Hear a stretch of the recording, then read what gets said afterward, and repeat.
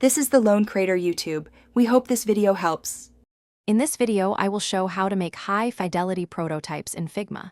First, ensure your design system is robust, including consistent colors, typography, and components.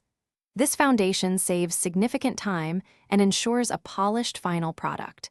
We will then move into building interactive flows, adding animations, and testing the user experience.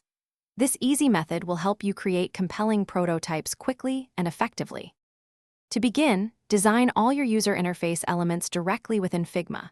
Utilize auto layout extensively to build flexible and responsive components that adapt across different screen sizes. This ensures your design remains organized and scalable.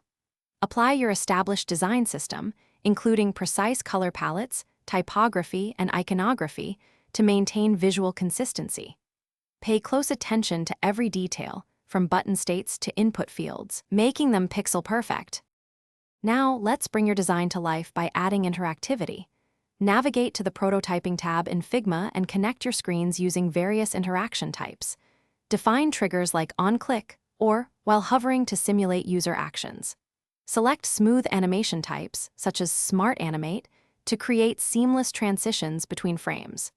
Build out complete user flows, simulating different paths a user might take, ensuring a comprehensive and realistic experience. Finally, it is crucial to test your high-fidelity prototype with real users.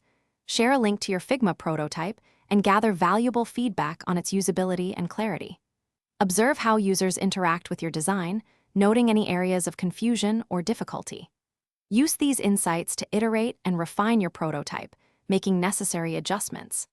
This iterative process ensures your final product delivers an intuitive and delightful user experience. Thanks for watching. Consider subscribing if we helped you.